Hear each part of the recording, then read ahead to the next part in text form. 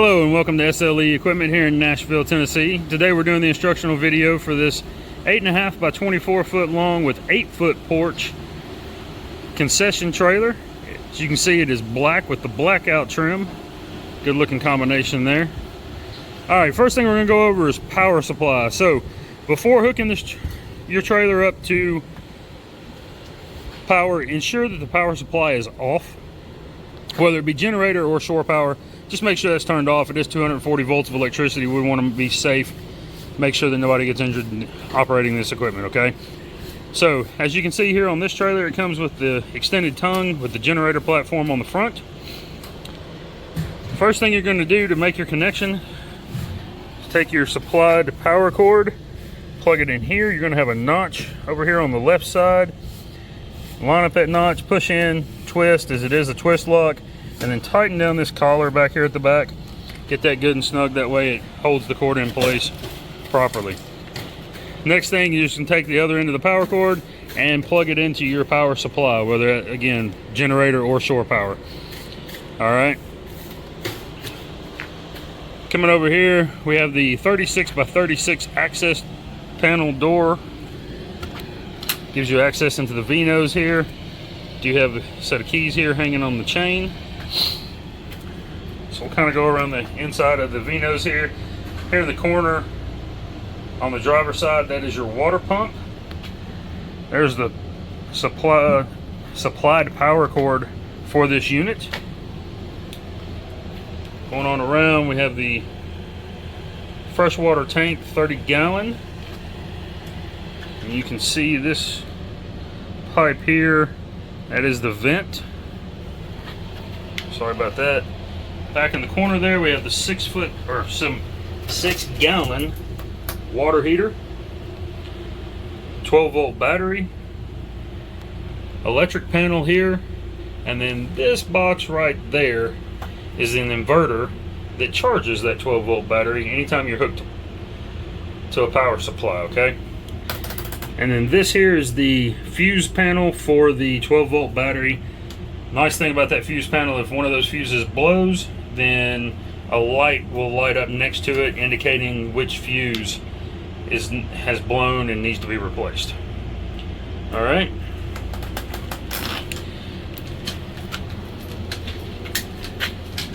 And then right back here you can see, so this long line here, that is the main supply line from the water tank, 30 gallon freshwater tank. This line here is your blowout, has the air fitting on the end of it there. You'll get that video on how to winterize the unit in a separate video. And then this line here is the drain, so you simply just turn that valve on and it goes through the floor and out through the bottom of the unit there. Now, with these valves, you can see this one is in line with the plumbing line. That means it is open. Alright. These two here, they are not in line, they are closed. So all the valves on this unit, that's how they're going to operate. If they're in line, they're open. If they're not in line, they are closed. Alright. And then this here, this is your speed crank for the stabilizer jacks. We'll go over those now. So this unit has a stabilizer crank jack on all 4 corners.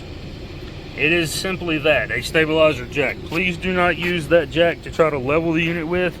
You need to do that using the tongue jack and blocks underneath your wheels to level the unit out, okay? These are simply to stabilize it, keep it from rocking side to side as much. All right. Here we have the water access panel. Just open that up. This is your freshwater supply. This fills the freshwater tank in the V-nose there. Just insert your hose here, fill it. When done, remove your hose and replace your cap.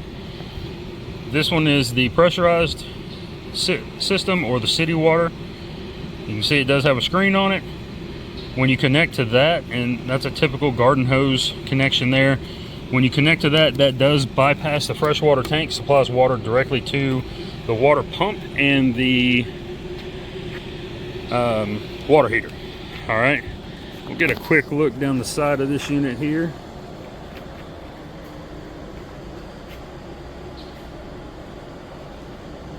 All right, coming on down, next up we have the wastewater drain. So this has two caps you can utilize. This one here is for typical garden hose fitting, and then this one here is a 3-inch fitting. You can buy a 3-inch hose at any RV supply store. Simply remove whichever cap for the size hose you're going to use, connect your hose, and then pull this valve out to this right there. That opens it up and allows the contents of the waste tank to drain. Once complete, close that up, remove your hose, put your caps back in place, you're good to go. Coming around here, you see the mag wheels, and these are sitting attached to two 5,200 pound axles here. One thing I want to note on these axles, in behind this cap here, you do have a grease fitting, and you're going to have one of those on all 4 wheels, both on the driver's side and both on the passenger side. Once a year, or I'm sorry, once every 10,000 miles or 1 year, whichever comes first, you'll need to remove that cap, connect a grease gun to it, to that grease fitting. Just lube those bearings up good, that way it keeps the hubs and bearings in proper working order. Okay, we will go on around, give you a look at the porch on this thing. You see that 250 gallon patio smoker sitting on it. All right,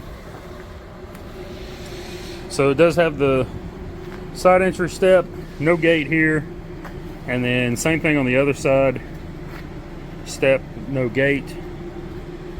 Come on around the back.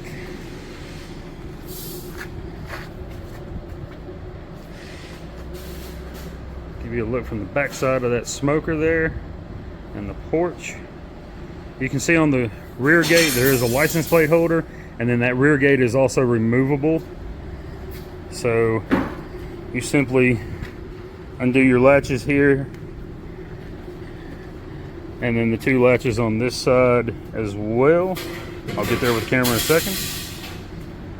Once you've undone those, you just lift the gate off if you're needing to work there. Of course, you do have that smoker in your way, but all right, taking a look at the top of the inside of the porch there, you can see the 2 LED lights and then the aluminum mill finish. I'm actually going to go up here and turn those lights on right quick. Got a little ahead of myself here apparently. Give you a quick look at the inside of this unit.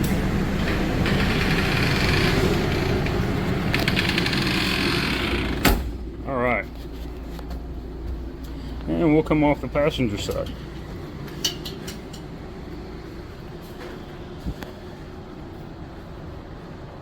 There's a good look down the passenger side of the unit. One last note on the porch here. There is a speaker on the porch. This unit is equipped with a stereo system. So there's that speaker right up there. Of course, you also have the 200-pound propane tanks sitting inside their propane cages there. We'll go over all that here in just a minute. Mag wheels on the passenger side, and then here we have the concession window. It is a 5-foot concession window with horizontal sliding windows. You see LED light and speaker on that side of it, LED light and speaker on this side. All right, so both front and back sides have an LED light and a speaker there. And then you have the flip-up counter.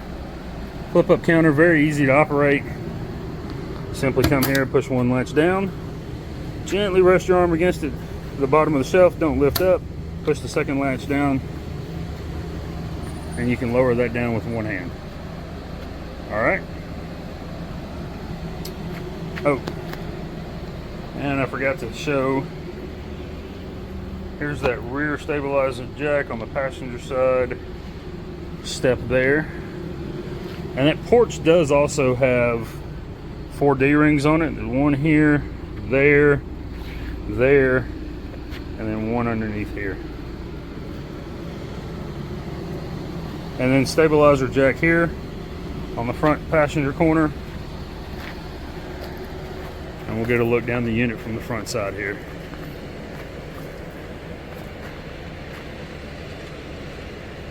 All right. So, to the gas system. It is the most dangerous system on this unit. However, when used properly, proper precautions are taken, there's nothing to fear with this system, okay? Oh, one last thing here on the porch. Do have an electrical outlet there. So go ahead and test that. Show you that it works. 2 lights. It is on. Alright, so we're going to go inside the unit first before we do anything with the gas. Because first thing we need to do before we turn on any gas, make sure that this concession window is open. You can see it is. Second thing we're going to do is turn on the exhaust hood.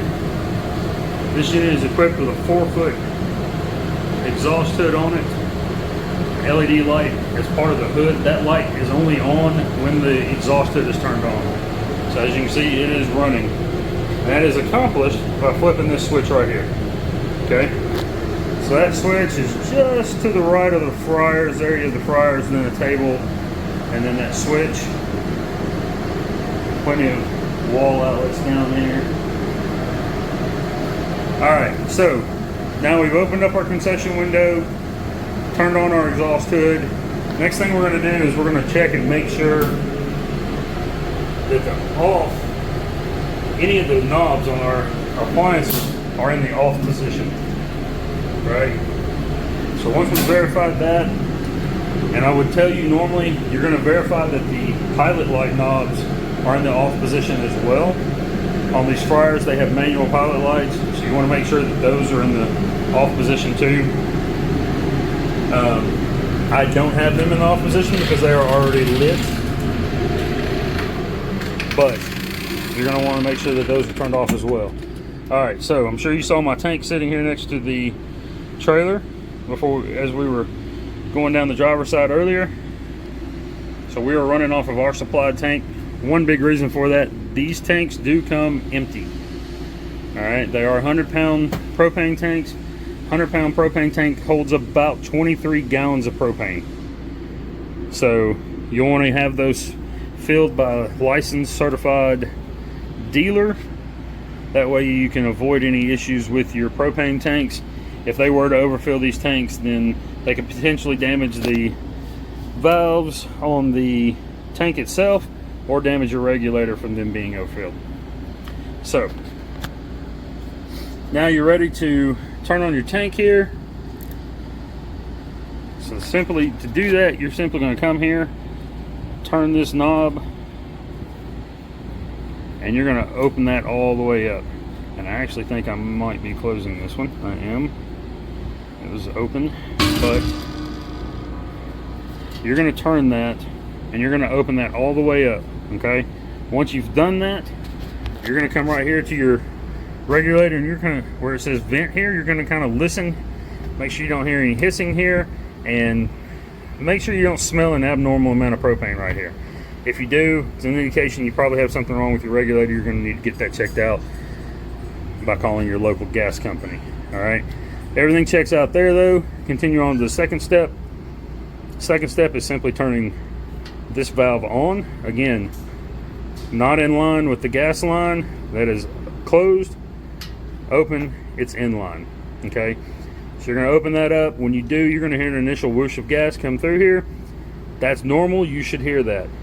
What you don't want to hear and should not hear is a continuous flow of gas. If you hear a continuous flow of gas, shut this off, go back inside your unit, check all your knobs again, make sure everything is in the off position, because that continuous flow of gas tells you that there's propane flowing through the line. and you have propane exiting somewhere from the gas line, whether it's inside the unit or outside the unit. And I say outside because this line, as you can see, goes through the floor, and then the lines in the trailer come up through the bottom of the floor. Okay, so with that being the case, that does leave open the possibility that during transport, any kind of road debris, rocks, wood, chunks of rubber, whatever, could kick up off the road, hit that line, and potentially rupture it. So we just want to make sure that when we turn this on, we don't hear continuous running of gas. Again, if you do, shut this off, check your knobs first. If all your knobs are in the off position, turn this back on.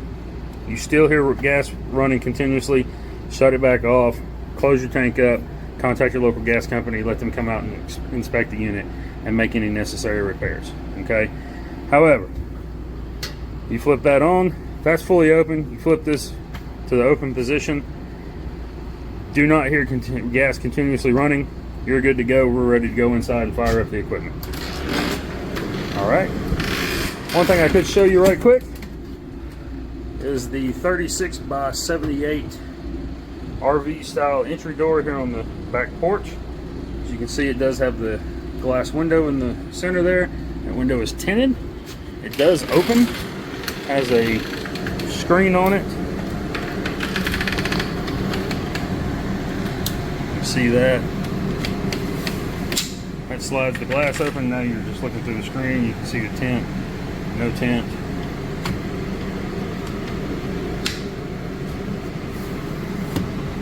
Close that back in place. Alright, this is unlocked, locked. Show you that there. And then you have the screen door here as well. So you can have that screen door open. And this piece here does slide over to close that up. So if you have the screen door open, it does not allow bugs to get in with that being closed up. Alright. Alright. So this unit comes equipped with two 50-pound Royal fryers, as you can see here.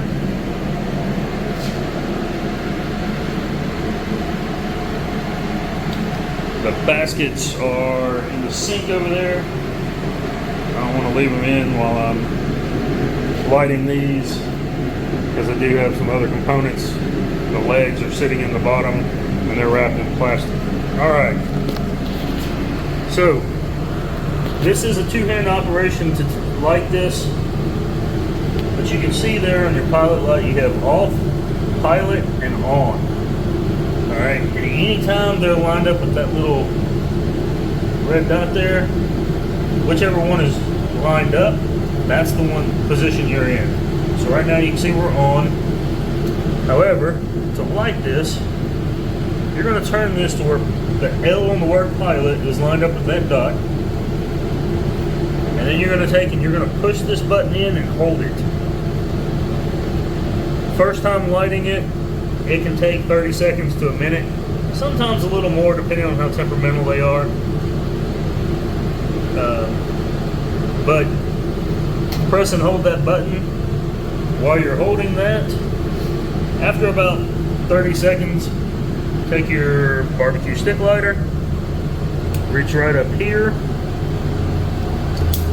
light it until you see the blue flames there, while you continue to hold that pilot button in. Okay?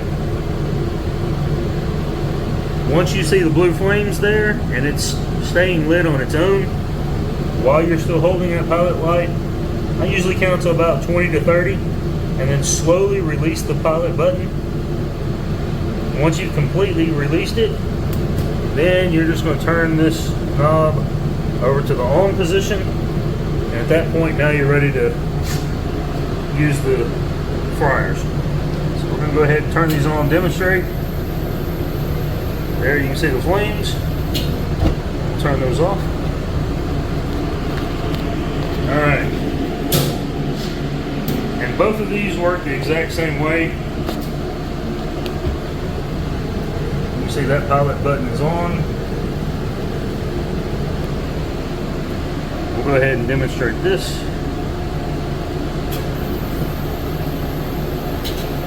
Alright, there's that fryer working. So that does it for our gas on this trailer. Let's talk about this hood a little bit here. You can see this hood does have 2 grease filters in it up here. So once a week at least, minimum, you're going to want to pull these grease filters out, wash them with soap, warm water. You can use whatever kind of dish detergent you normally use. Dawn works pretty well on them. So just soap, warm water, and get those good and clean. That'll help prevent any grease fires in behind the filters there inside the hood. That would not be good. And then this right here, in behind there, there's 2 grease cups there. 1 cup mounts here on these 2 prongs. Grease flows out there. This is a new style hood that Larkin has designed specifically for food trailers. The other cup is going to mount right there. That's where the grease will drain out there. So this style of hood has done away with the external trough, grease trough or grease rail that you can detach. So when you pull out your grease filters, you're going to want to kind of clean down in that channel there along the bottom on the inside. Just clean that as well. And then your grease cups, you'll need to monitor those daily. You may have to clean those depending on how much cooking you're doing. You may have to clean those multiple times a day, but at least every day, once a day, you need to clean those grease cups, okay? Keep those from overflowing. Would not be good. All right, and you can see the fire suppression system here. It runs over, runs down. Tank is mounted underneath this table here and the floor. And then right up here we have the control head for the fire suppression system. If you were to encounter the need to manually discharge this system, you would do so by grabbing the pin, much like a fire extinguisher. Give a good firm pull, flip the handle here up to the left, and that'll move from set to fire. And at that point, you're going to want to exit the unit, okay?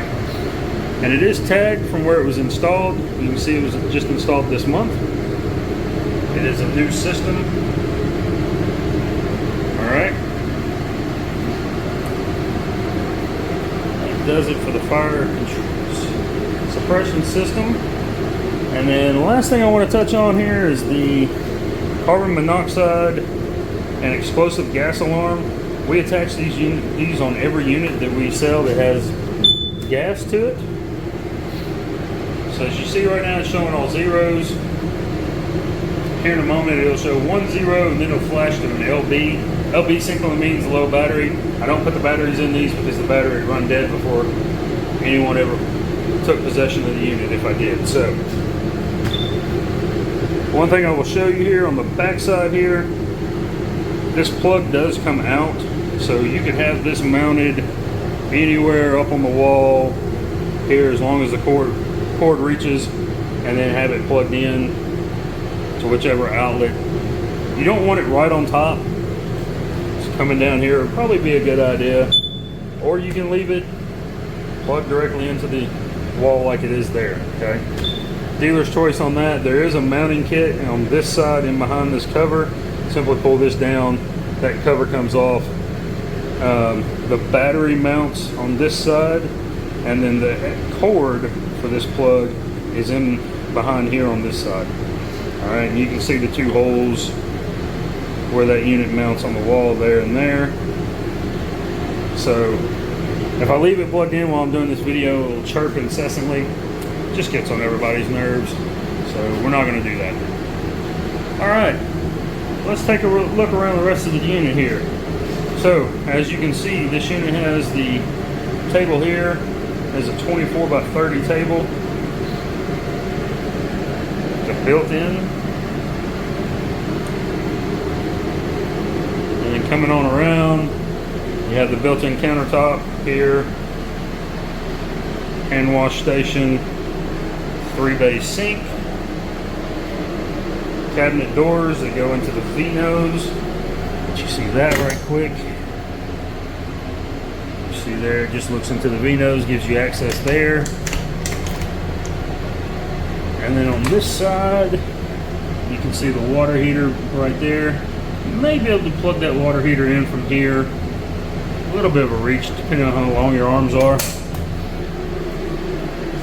And then coming on around, stainless steel countertops continue all the way down to the back of the unit there. Alright. It does have a speaker inside here. And then the stereo system is right here behind this nice little cover. Go ahead and turn that on. Demonstrate that for you. We want to go to a tuner. See if we can find a station here.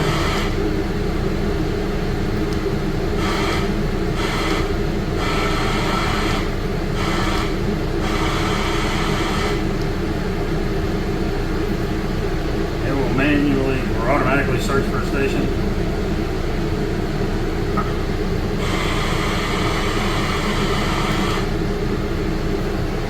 We'll switch it to Bluetooth and hook up to it right quick. So while I'm doing that, as you can see here, this unit does have cabinets up top just for overhead storage.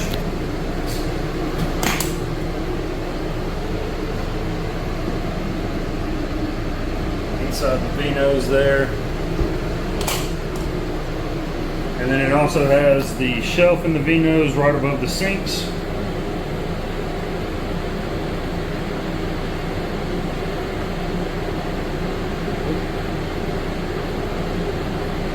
That's not what I'm looking for.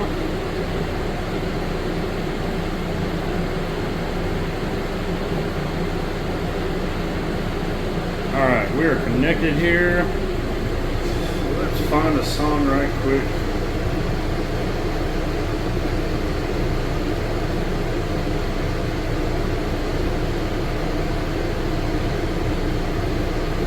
Always a good one.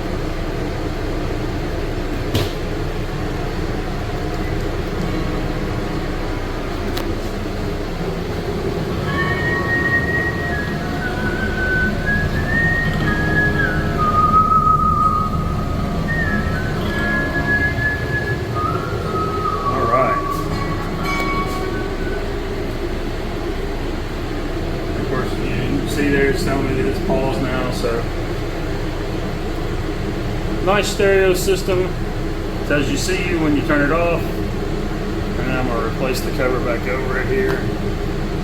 Alright. For the water on this. So first thing, before we plug in the water heater, first thing you want to do is come here, turn on both sides, hot and cold. This switch here is your on-off switch for the water pump. You want to make sure that that's on before you turn your water on. If you don't, you'll know in a moment because it'll quit flowing water. You see that continuous steady flow of water? That's what we're looking for there. That tells us that our water heater is full. Once we see that, so now we're ready to let that water heat up inside the water heater. But I'm going to go ahead and demonstrate a temperature here.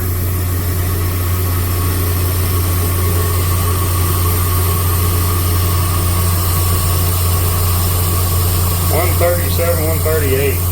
That is hot. 139, 140. I have it turned up to max. I do that just so that it heats up quickly, and I know it's hot, good and hot, and beyond the 120 when I turn it on. And we'll show you the cold water side. All right. So 120 is what most health departments are looking for as far as the temperature. So like I said, I like to make sure that I get it good and hot. We can demonstrate that it can do the 120. All right.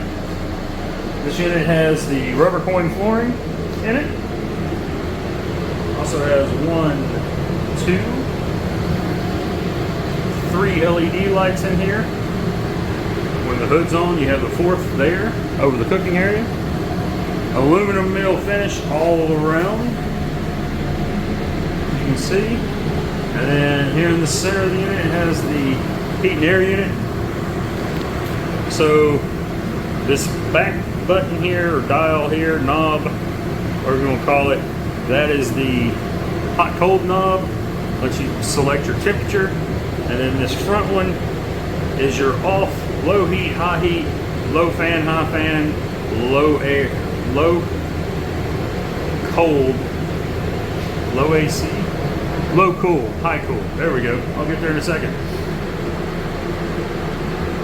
So you can choose if it's warm outside and you need AC, low cool, high cool. You just want the fan on, you can have that option, and then you can also turn on the heat. This switch and this switch, all that does, you flip that switch toward the back, it's going to shut air off and not allow it to come out the back side here. You can do the same thing on the front side by switching it there. With these units, I would recommend maybe turning off or shutting off this end because of that exhaust fan right there, because that is going to suck out any and all cold air, heat, whatever. So you might be better off just let air flow out of this end, blow toward the front of the unit, circulate, come back before it gets sucked out. All right, let's go around and check these outlets right quick. Show you that all of those are working. 2 lights means it's good. We have power.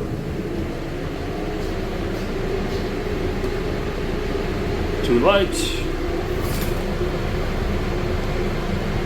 2 lights. Sorry for the shoddy camera work. 2 lights. And we'll come back here. 2 lights there. All right. Over here on the wall next to the door, we do have the 3 light switches. They control the lights for inside the unit, on the porch, and then the 2 lights, one on either side of the concession window there. All right. So, end of the day, we've sold a lot of food, made a ton of money. We're ready to shut down, clean up, go home. All right. So first thing we're going to do is shut down our gas. The gas on this unit, you're going to shut down in basically reverse order of how you turn it on, okay? So first thing you're going to do is come to your fryers. Reach down here and make sure your knob is in the off position. And then come down here, push in, turn until you hit that pilot position, and then turn some more. Now it's in the off position. You can verify that, just simply look up, make sure that pilot light is out.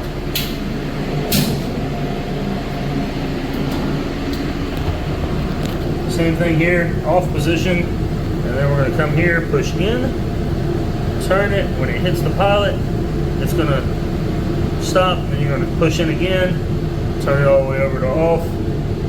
That's in off position, pilot light is out. That's what we're looking for. Alright, once we've done that, we're going to come out here, we're going to go back out onto our porch. And we're simply going to close this knob off. Closes that valve. And then you come here to your tank, make sure that that's in the off position. I'm going to go down here and turn mine off for a moment.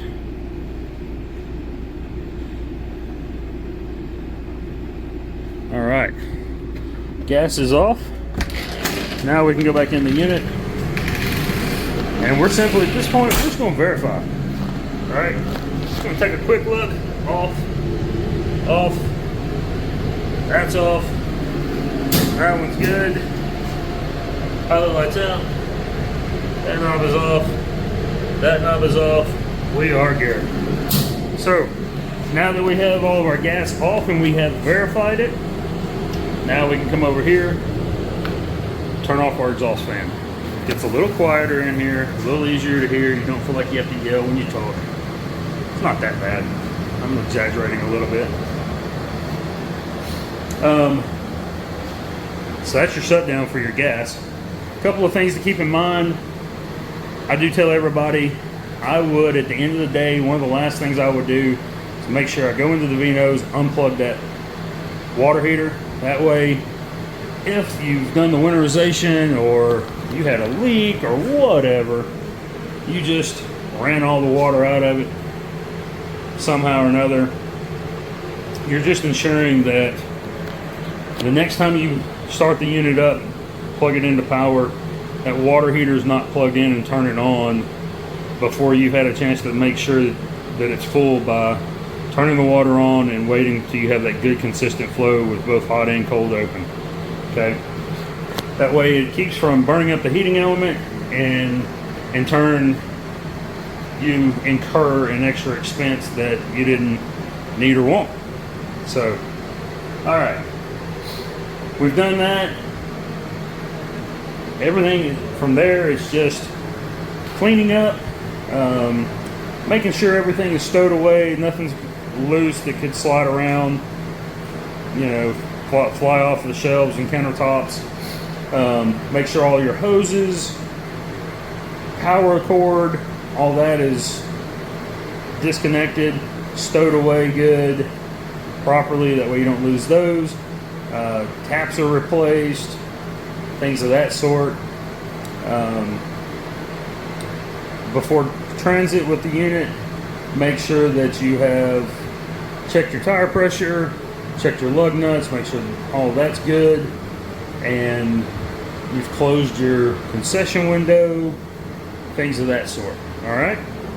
Don't forget one thing here. So the sticker here on the back wall, this does go over just some general safety guidelines and procedures, startup procedure, shutdown procedure, and things to check before transit. We went over most of that stuff, but I did want to just point out that that is here on the wall.